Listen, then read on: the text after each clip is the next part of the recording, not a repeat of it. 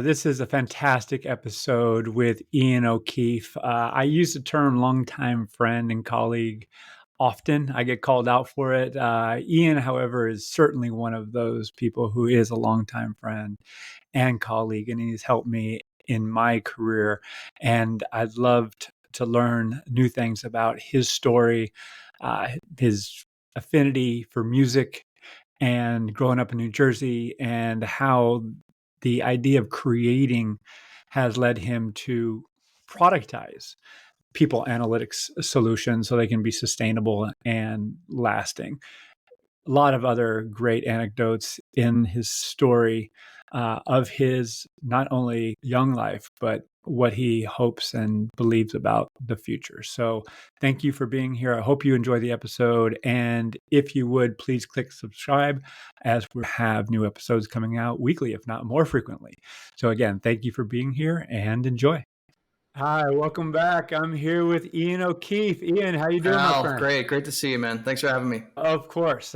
We've been wanting to do this for a while, and now we have the opportunity. So, if you would, please introduce yourself, and then we'll talk a bit about your past, what's happening now, and where we think the world of people analytics and work in Yeah, general are sure, no going. problem. Ian O'Keefe. I am an analytics leader. I've been in people analytics for 15 years, give or take, in industry for about 20. I've led teams at Google, JP Morgan, Amazon.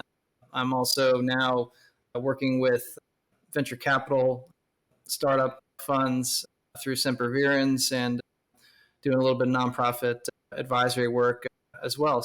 It's been a very cool wandering journey through orgs, very large to very small, and people analytics is, I'm very happy to say, alive and awake and thriving in all those different settings that I've been a part of. Yeah, I'm smiling, and I know if you're listening, you can't see me smiling, but Ian has been a contributor to the People Analytics and Future of Work conference over the years, and you have a great narrative around a lot of things, and you've got research in terms of how the people analytics space has grown over the years, and you have put up this unicorn image of the Right. people analytics professional, and I laugh because you are one of those unicorns, I think, and Partially, maybe. I don't right. know. And but the reason I share that is we all have entered the space from different educational backgrounds, different experiences, and I'm really curious to learn about your upbringing, what your inspirations were to get into the space. If you would have started at the Yep. beginning, I mean, where are you from? What was your young life like there? And I believe You want New to go Jersey, is way that right? back? Yeah, we can go back there. Yeah, I grew up in New Jersey in a small kind of seasonal short town called Manasquan. It was the birthplace of a lot of bands, including Bruce. My parents were musicians, so a lot of music in the house growing up, and we try to keep that alive in our house today with our kids. But yeah, growing up there within commuting, spitting distance of New York City, that definitely had an influence on the kinds of jobs and professional tracks that people had around me growing up. And it was always a place I wanted to go and be a part of. And so out of high school, I went down to Virginia to UVA for undergrad and was a psych major there. I focused on the corporate psychology, not quite IO psych, but psychology in the workplace, and that always fascinated me. What made people tick, and then what they brought to different settings, including work, and so my background is really in psych, and then through different roles and orgs that we'll talk through here today, I combine that with more quantitative skills and went to Northwestern and got my master's in predictive analytics there years after my undergrad, and blended psychology with quantitative model building, with HR expertise, with management consulting, which is what I started my career in out of undergrad at places like Deloitte and others.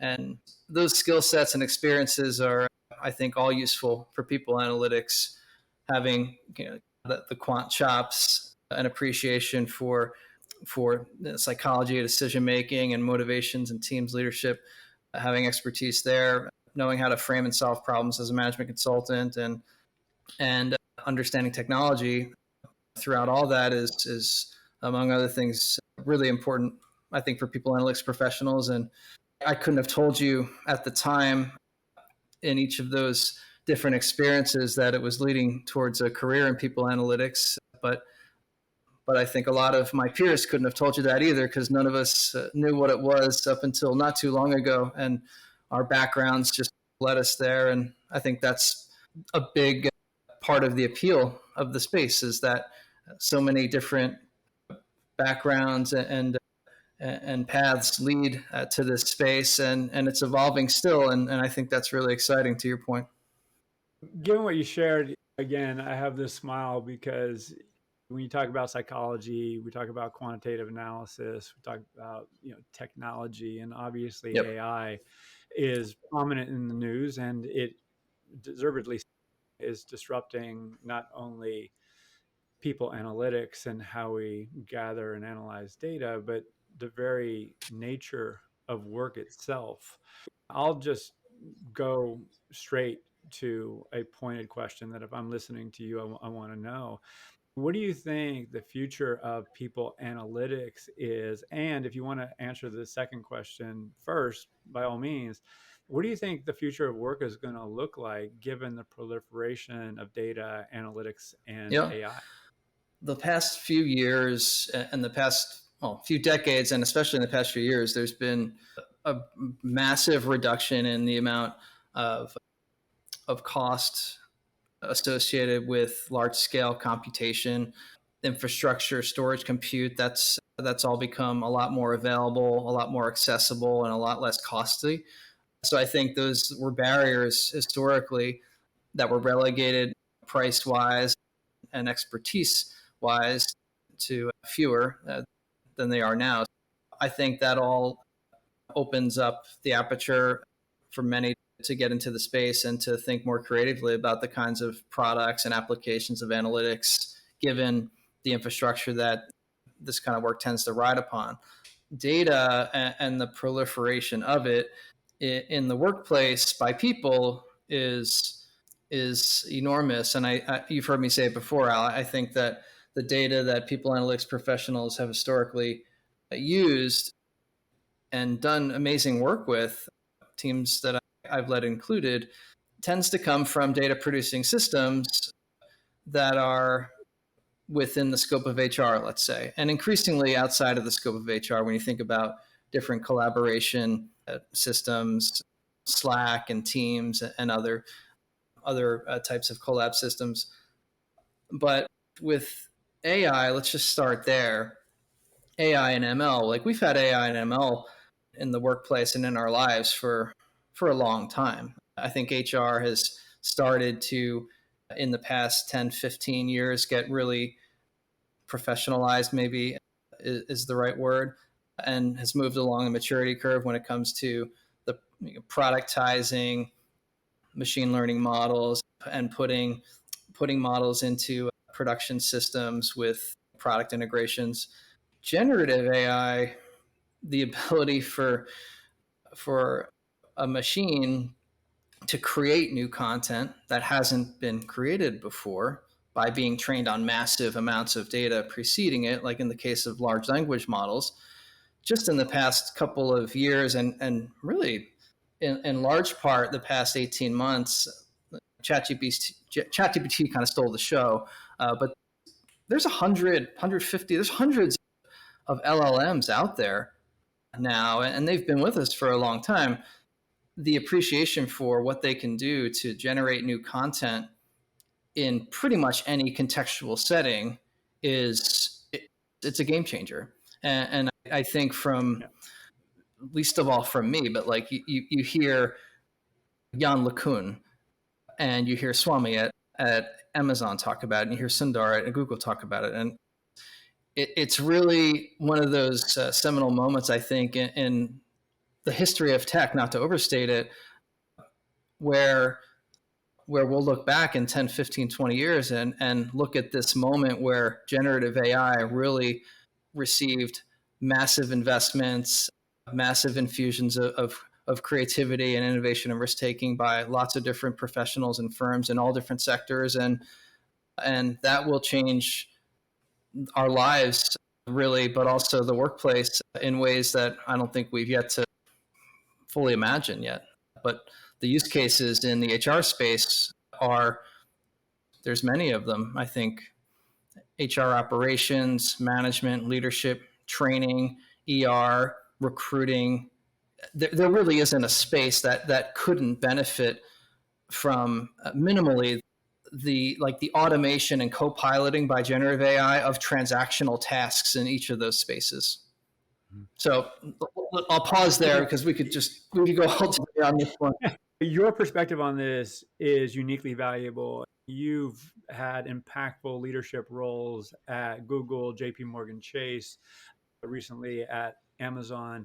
And not to go to specifics about any of those experiences, but the very nature of people analytics I see shifting.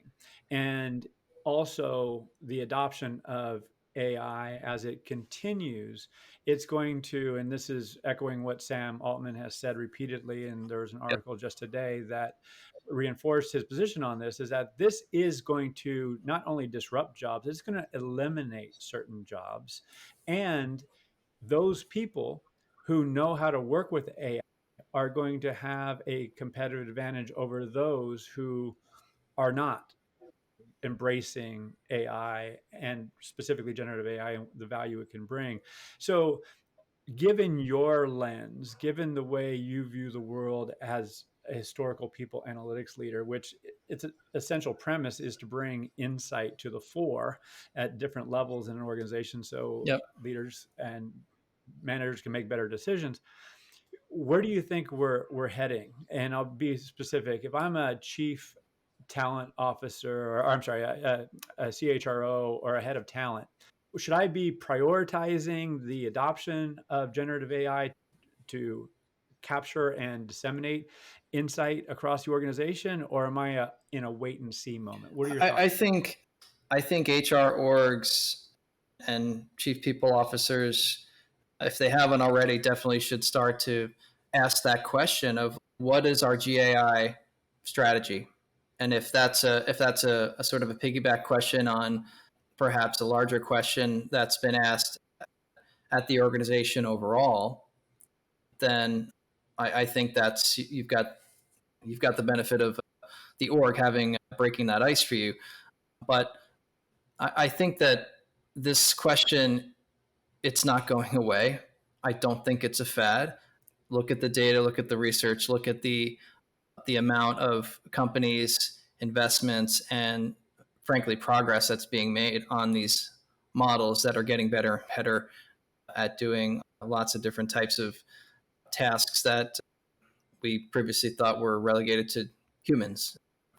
So I think having a strategy is really important. I think not knowing how to operationalize that strategy in every single part of, say, your HR operation is where I would say most of us are, frankly, today.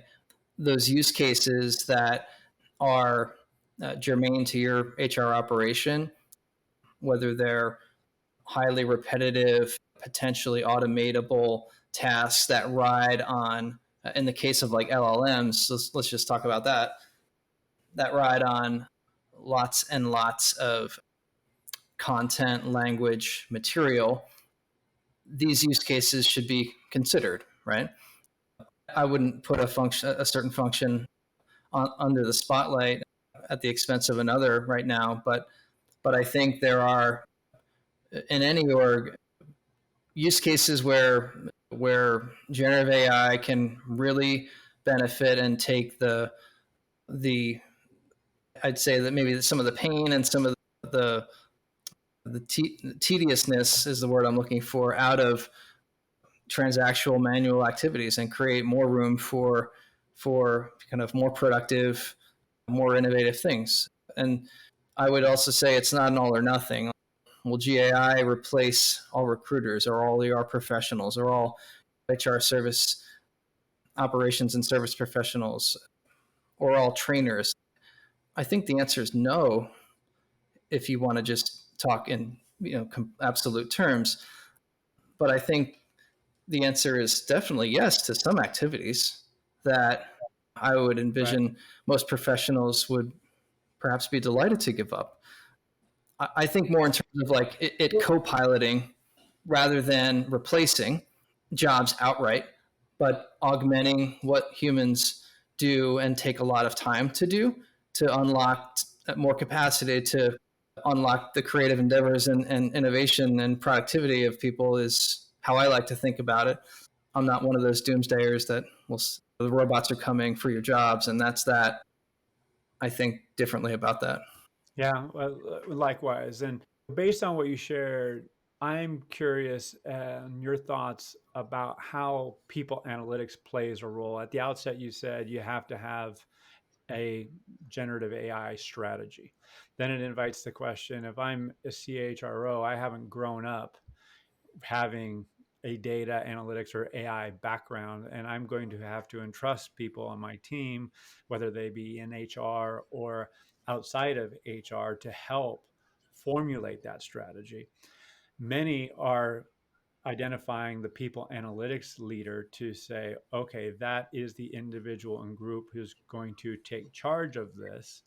Others aren't even thinking about the people analytics team because they've largely been the data aggregators and report generators, and they haven't been thought of within the AI conversation. What are your thoughts if you're coaching a CHRO, head of talent, head of HR operations? What would you suggest? And granted, I imagine it depends, but it depends on the internal capability, the systems and technologies that they have in place. But in general, what would you advise? Yeah, I think generative AI isn't isn't going, in my opinion, to predominate people analytics or HR agenda. It should be accounted for as a technology wave of innovation that we need to understand its implications on different aspects of HR and HR operations and how we manage and run the workforce of an organization.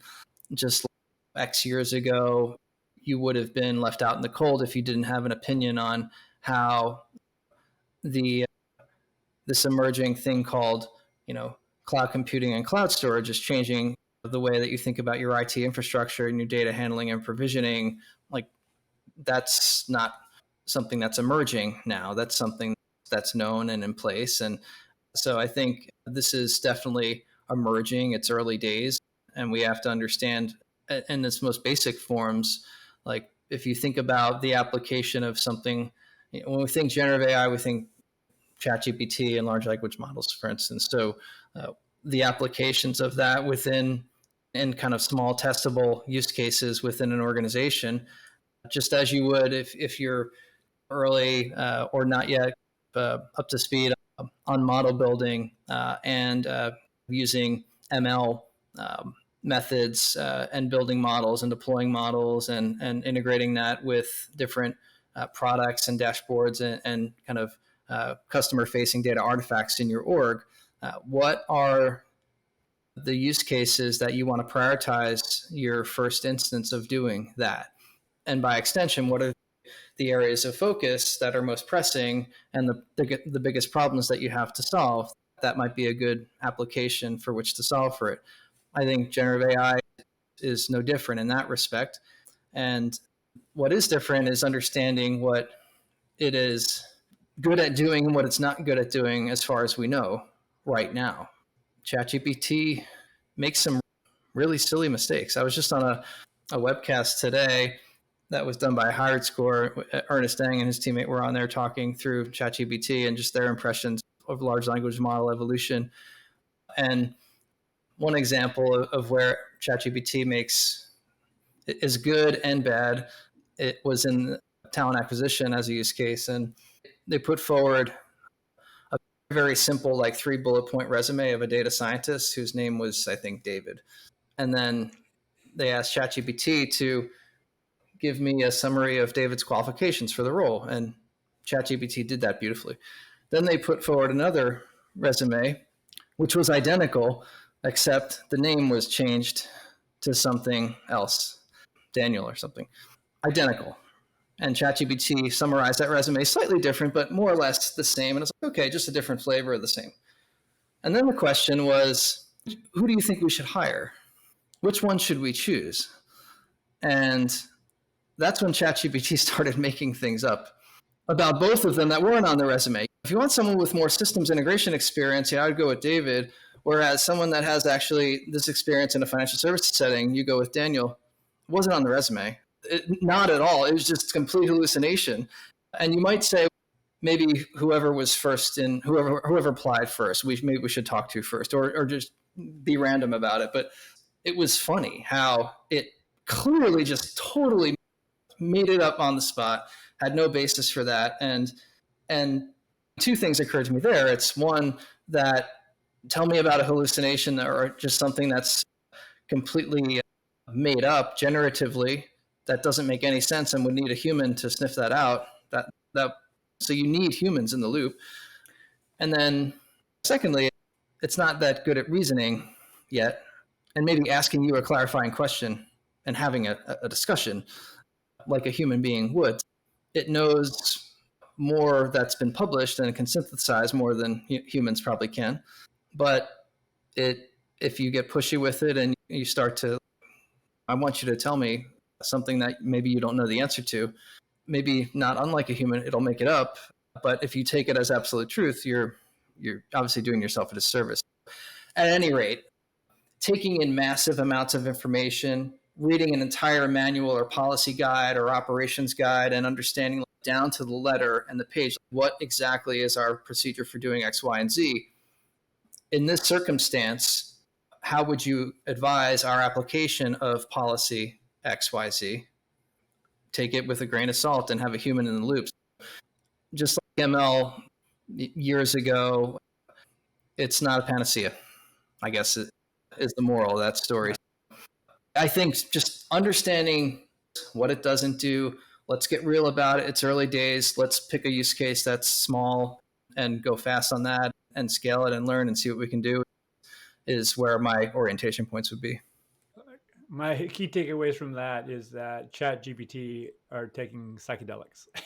Yeah, they do But hallucinate, and we don't know why. And the other example that I saw earlier today, just incidentally, which made me laugh, was ChatGPT pick a random number for me, and the number that it chose more than any other number was the number 42, which isn't a random number, right? Like that's the answer to everything. 42. If you read that book. So anyway, it's technology and it's not omniscience, and you might not know the difference right now because of all the glitz that and the banter that's about, but I'm trying to just do my best as a professional to go deep and upskill as this field evolves, because it is evolving.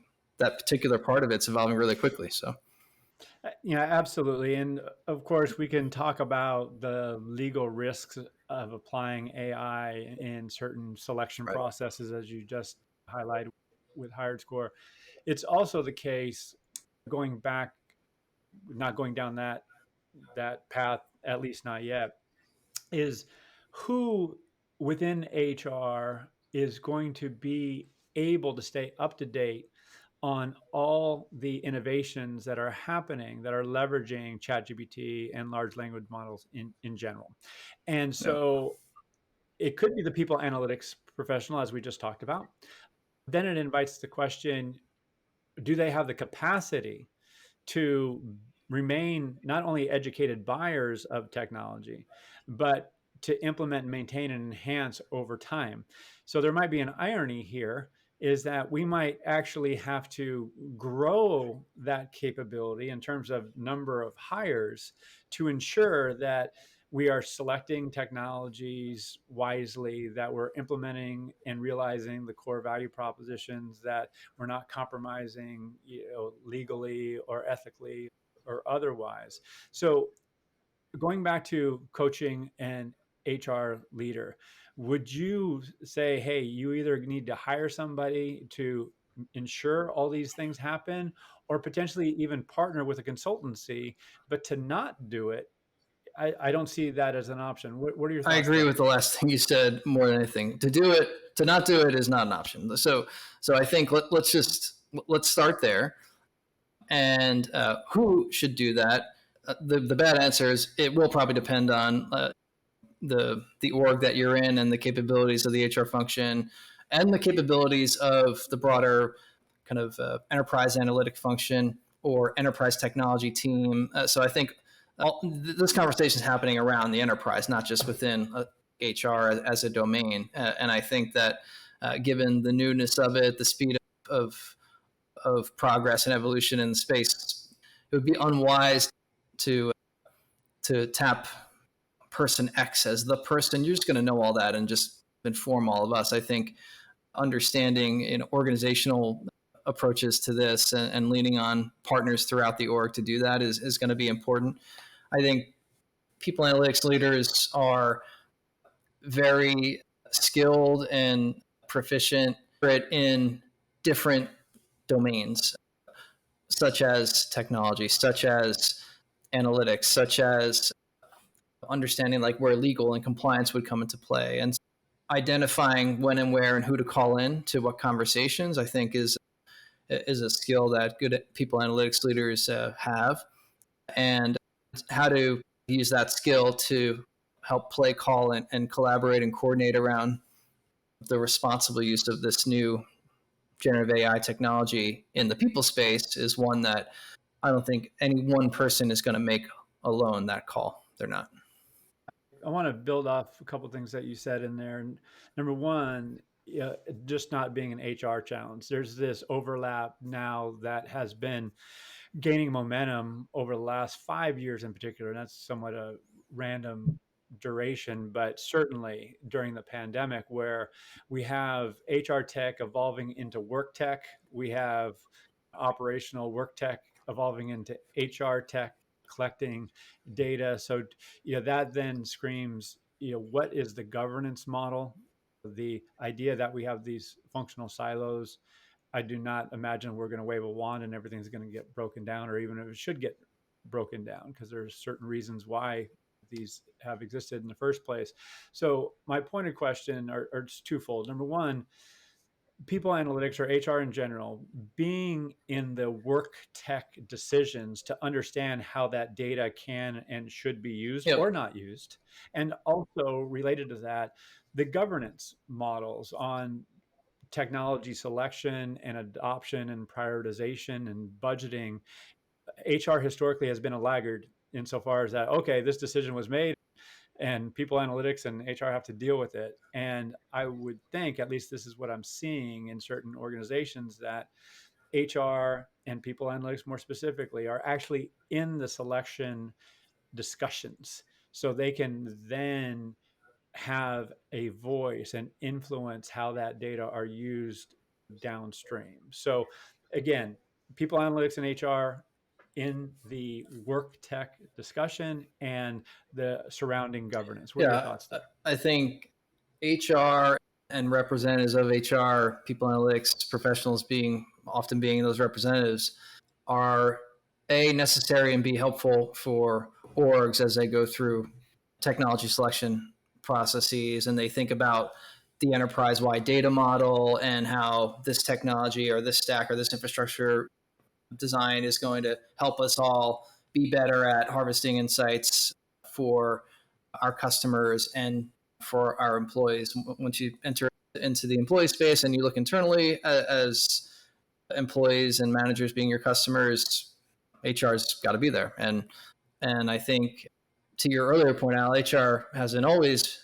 been there because it's a technology discussion. Oh, and there's a people oriented use case. Like we're going to bring our technologists and our analysts and our scientists and our researchers and we're going to be at that conversation as well. I don't think I wouldn't take that for granted, but I don't think we have to. We've climbed that hill. I think as a function, HR has, not to be taken for granted, but I think we've gotten there. The the asterisk next to that statement would definitely be in kind of new emerging technologies. It's not historically HR's job to be on top of new emerging technologies that have enterprise-wide application. LLMs do. Understanding what the people implications are of, say, adopting the use of LLMs in a workplace environment is important. And increasingly, this is these technologies are available just with an API call. You have them at your fingertips, and you can incorporate them into your technology infrastructure design. From a product development standpoint, from an infrastructure inclusion perspective, there's not a lot in the traditional sense that's going to stand in between an organization and using ChatGPT unless it's like totally firewalled, and we're just not going to allow access to that by a day-to-day end user. But the point is, I think like vendor selection, quote unquote, that mental model, it applies and it doesn't to these types of technologies that are just an API call away, and you're not looking at vendor strengths as a strategic partner as the only criterion. But there are vendors that are putting forward really interesting, compelling solutions using, for a long time, machine learning and AI, and now generative AI. I think having a strategic partner in your vendor, and one that is going to not pretend that they have cracked the code and figure out the the answers to and the limits and maybe constraints to this technology. I think that has been and will continue to be important, but extra so within this conversation. Yeah, and yeah, I want to focus on people analytics, and I want to focus on it within the context of talent strategy and workforce planning. And I have a few follow-on questions related to that, and then I want to ask you some lightning questions, which will shed some light on who you are and your interests and so forth. But I just want to tee that up now. But what you just shared triggered a thought, and you and I participated in Talreos, the Talent Analytics Leadership Roundtable and Economic Opportunity Summit at Northwestern a few months ago. I'm really No, happy and that's proud of myself. not number, but it was a wonderful conference. It's not only you and I were talking about it, but the whole group of nearly 100 people analytics and workforce planning leaders were there. And we talked about the role of people analytics leaders helping formulate, measure, and manage people strategy, because we've been a discipline as in under this banner for 15, nearly 20 years of people analytics. So it's a recognized discipline. Yet a lot of the insight that we have generated historically has not been adopted at scale, and it's been arguably underutilized.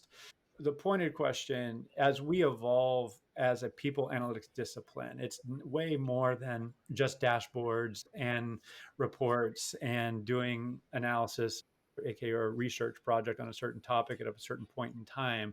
It is hopefully helping inform talent or people strategy. So, what's your hope for the profession? Do you see people strategy and analytics being under the same umbrella, or do you see people analytics as a discipline informing another individual or group around talent strategy and workforce planning? What do you see that Yeah, relationship being?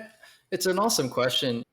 Generally speaking, I think that, and I'm not speaking about like org design or anything here. I'm just in terms of the way that analytic insights turn into something other than a research paper or a PowerPoint presentation or a report is by, at a minimum, the people analytics team in partnership with their their HR centers of expertise and their confederates. And I'm thinking about program and product owners and policy owners.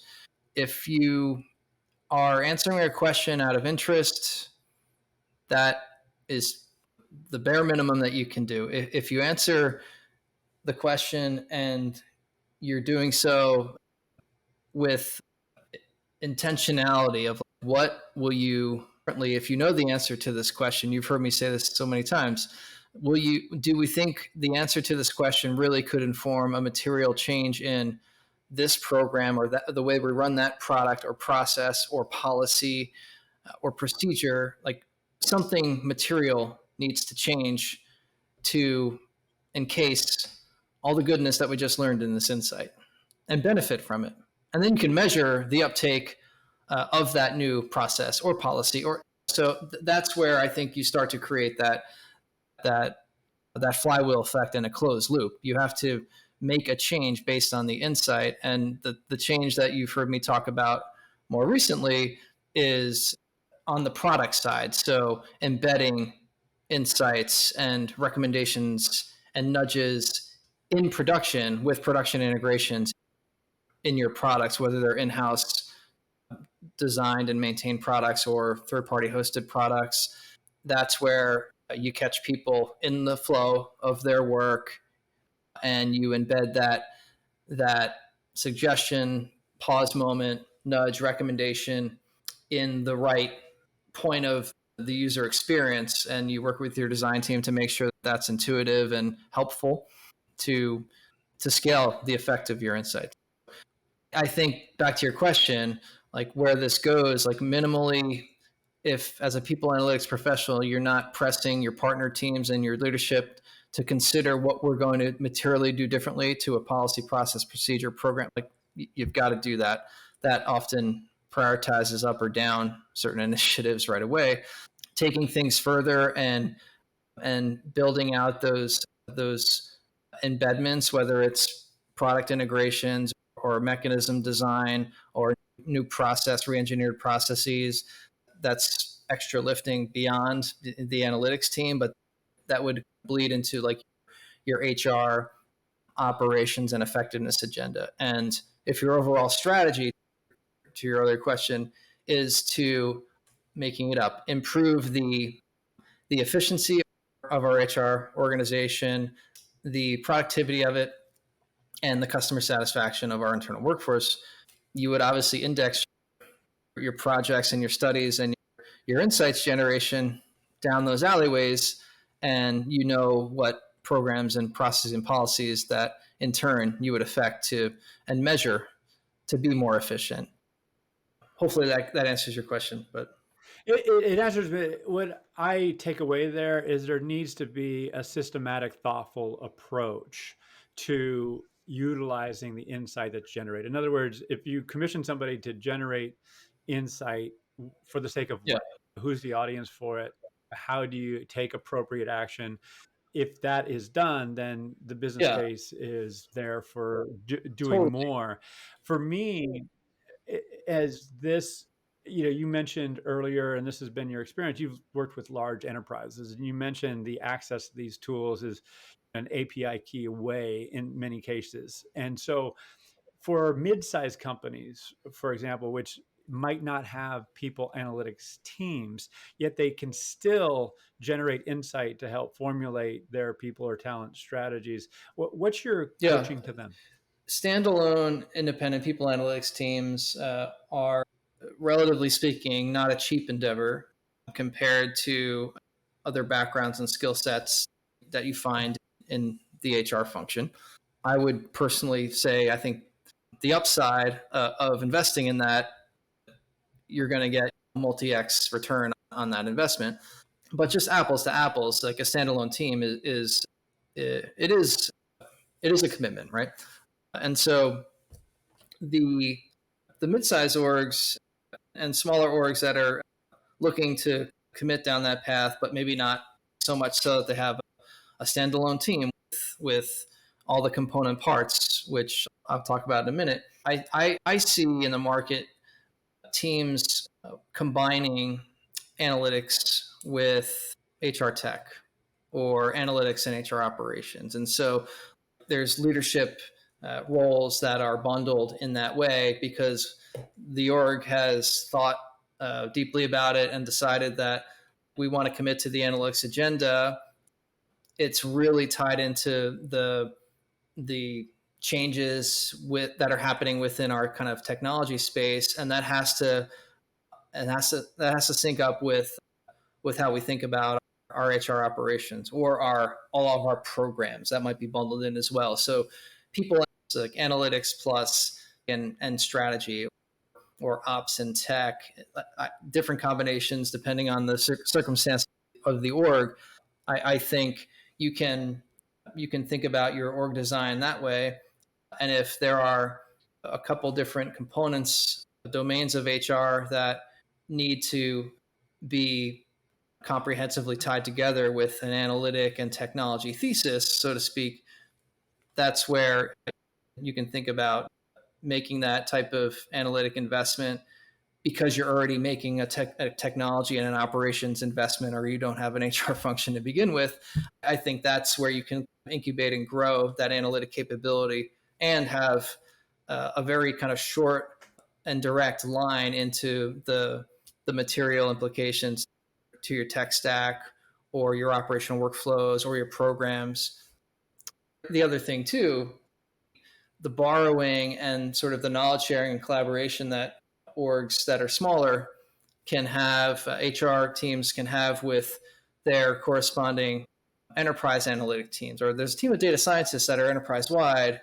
A lot of them, like that I see in large orgs, like that are on people analytics teams, data scientists or applied scientists or researchers, not all of them, but quite a few have come to HR, people analytics teams from inside the org, and they want to apply what they know to people related problems and opportunities because those are exciting and first of kind and noble, maybe even. And that's an opportunity that I think you'll find partner teams that are outside of HR, but skill wise, complementary what you're trying to do, an opportunity that they'd be willing to bite on and to go along for the ride with you on. Partnerships and domain and capability bundling, perhaps, is the way to describe it. Those are, I think, viable strategies for orgs that are getting started and don't quite have the size and scale and size of checkbook, perhaps, to invest full on right away. Yeah, and yeah, I would just want to build off what you're sharing because these individuals that are coming internally, either on a full-time basis or maybe on a project basis, have the relationship equity. They have the context of what's happening in the business. So It's the right, like, oh, technology, we're borrowing a data scientist yeah, from the consumer banking side, or from our AWS team, or from take your pick at any org. It's a great way to move fast and to learn. So and again, correct me if you think differently, the ease of use of many of the technologies now enable not only those types of individuals, but others to focus on the action that's appropriate given the insight that's being generated, as opposed to just building the insight itself. So, one thing I want to do in the yep. interest of time, you mentioned component parts. Can you like just provide an overview of those component parts within the context of what you believe is going to be the case in the future? In other words, we mentioned tech companies. What is the role of consultancies or consultants to augment the internal capability in organizations both large and small? Good question. I think that in-house practitioners are always going to win out over consultants when it comes to the depth of knowledge and understanding of that organization's data and the data producing systems and like what we can count on, what's clean, what's not, what's centralized, what's not. Consultants, outside perspectives, I think will almost always win out on in-house practitioners when it comes to use case application, benchmarking use case applications of new types of technologies. What have organizations of a similar size and scale tried and succeeded at, or tried and maybe stumbled on? How can we learn together and raise all boats? I think consultants are great for that. Also, there are, I'll broaden your definition of consultants to include just generally speaking, like third party vendors that you might look to. There are a lot of really new, exciting, innovative seed round, Series A funded workforce tech startups that are using state of the art like ML and that are going deep on like generative AI in specific thin slices of kind of the HR domain and the employee lifecycle that odds are your people analytics team or your HR organization just hasn't the priority, the resourcing, the capability, the time to just go really deep on. An easy example would be generative AI for resume parsing and review by recruiters, and plugging that into your operational workflows. You can build that internally. We built something similar at JP Morgan years ago. That's that's not an uncommon commodity now amongst many different startups.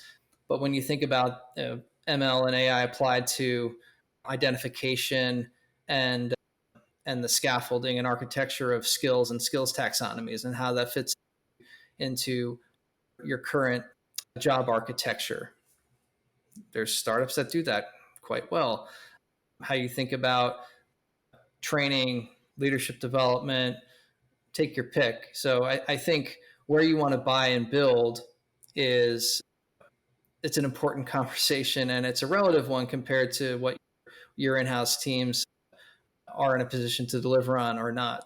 I think niche use cases, understanding broad industry patterns and trends, and where firms that are similar to yours, competitively speaking, or from a maturity and size and scale standpoint, what we're learning about organizational adoption of these technologies to get more out of your HR org and your workforce. Recruiters and or vendors and third parties are a great source of knowledge for that. The I would be remiss if I didn't ask this question because we in HR have sometimes gotten in our own way. In other words, people analytics and talent intelligence, workforce planning are naming conventions, they're disciplines that are out there. Those people like who are in the weeds, so to speak, know some worthwhile distinctions. Others outside of that community have no idea what the differences are. And it gets confusing and sometimes it gets paralyzing. No decision is made, or certain technology is adopted and it underwhelms and thus it penalizes all adjacent processes. So my question to you is, how do you draw a distinction between talent intelligence, people analytics, workforce planning, or is it really one in the same, with underlying nuances that the people generating the insight should know about and it's only really valuable to them? What are your Yeah, thoughts I there? think so. I think there's some common threads. The way I would think about common threads across all three of those brands, I guess you might say, is roughly speaking, I think you need four core capabilities to bring a full stack team to bear in any of those spaces. You need data engineers, as in no particular order. Data engineering. You need analysts that can SQL in, write reports, build dashboards, visualize data. I think it's pretty well tracked space. Data scientists, applied scientists to model build, predict, to productionize models for product integration in partnership with product and tech teams would be third. Researchers, IO psychologists that handle your qualitative research, your listening efforts, your interface with HR line organizations and leaders, content validation, interview focus groups, the anecdotal evidence to marry up against your quantitative findings. And there's other, obviously, disciplines as well. But those four I've seen everywhere I've been. I've built around those four. And I think whether you call yourself people analytics or talent analytics or HR analytics, workforce analytics, you need to either have those capabilities on your team or near your team from a dotted line partnership collaboration standpoint. The differences I see, this is how I think about it. People analytics, in my mind, means everything I just said across the entire HR data model, which includes every transactional bit of information from all data producing systems under the banner of the human resources domain. Talent analytics. Including talent Oh acquisition. yeah, absolutely, absolutely. from acquisition to onboarding to comp. A lot of times, some of these get carved out independently for reasons related to the org. And that's totally cool too. But people analytics, in my experience, usually is responsible for analytics insights across the entire HR organization and data model. Whereas talent analytics is focused more on talent management, talent evaluation, the kind of the talent stack, promotion, succession planning. Orgs might have different activities like clubbed into that, but you may or may not have talent acquisition be a part of that, just because that's such a monster unto itself, and it's high volume, it's high velocity, whereas like the rate of promotions and succession planning refreshes, like how often does that happen compared to the number of recs we hang out and candidates we're reviewing? We're talking like minute by minute, hour by hour over here, and maybe quarter by quarter over here. You have to take some of that into account. But and then workforce, I think there are corollaries with workforce planning, really close corollaries, workforce planning and financial planning, and the partnership with finance there, understanding ins and outs and what those forecasts look like, counterbalanced by hiring, outflows, and unregretted attrition against your projected headcount targets that you're reporting to the street. Like, you can't get that wrong, and you want to do your best to land your actuals with your estimates with finance.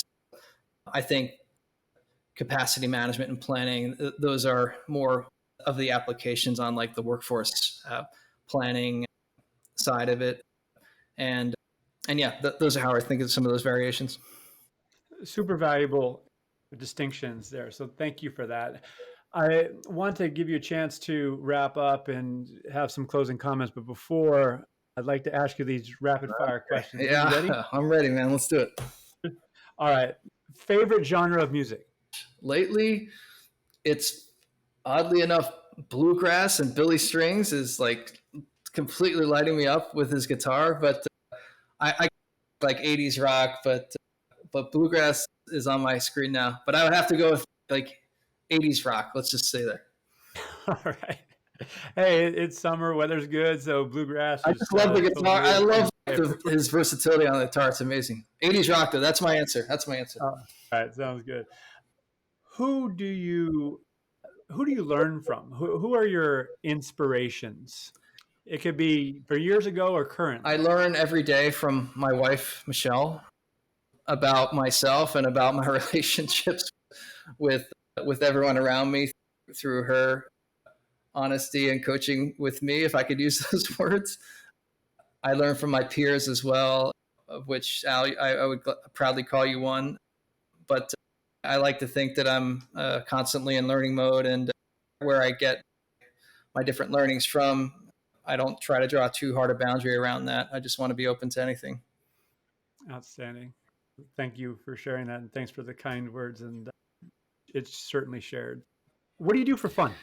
I try to play the guitar as much as I can and the piano. I do that to decompress. I cook. I've got a wannabe garden out back right now that my kids and I are tending to, and I get out and spend as much time as I can with my family and with the kids. Try to be physically active to the extent that my body will allow me without breaking down, and yeah, that's pretty much it.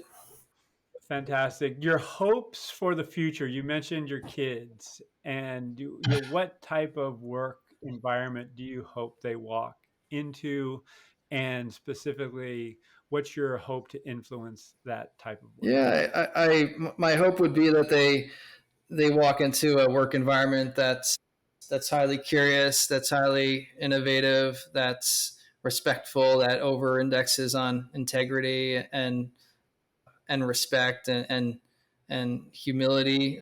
I think is key to all that. To be a learner and not presume to know the answer to what's right in front of you or what might be coming around the corner. So I think exposing them to as much as I can to what's happening now, and talking to them about that and what's coming around the corner, and watching them process that with the magic and the wonder that they bring as they view the world is something. And yeah, I just hope we all collectively think ahead a little bit about what the next generation is walking into, and we get it right when it comes to like new emerging technologies and the responsible use of that, and we don't mess it up for them. I think every generation says it about the next one. I just don't want to mess it up for them. But I'm optimistic, and I look forward to it. Likewise, we're on that journey together, my friend. So, as we start to wrap, closing comments, ideas. I just want to say a big thank you to you, Al, for everything that you have and currently do and will do for the community. Your your place in the community is second to none, and you provide us with amazing place to learn and to listen and to share ideas. So thank you for that. And if others want to just listen in on this, they know where to find all of us through your platform. And LinkedIn is usually the best place to find what's new and current with me. I would just leave it with that, and leave it with a big thank you and an expression of gratitude to you, my friend. It's a joy to share this journey with you. Thank you for your kind words. Thanks for being your awesome self, and look forward to seeing you in person Back at before you. too long. Back So at you, thanks man. again. Thank you. Thank you for listening to this episode of the People Data for Good podcast with me, Al Adamsen. Please click subscribe to become aware of future episodes and support our community. And again, thank you for supporting People Data for Good, promoting the ethical and responsible use of people data analytics and AI for the benefit of individuals, teams, groups, organizations, and society at large. Again, thank you.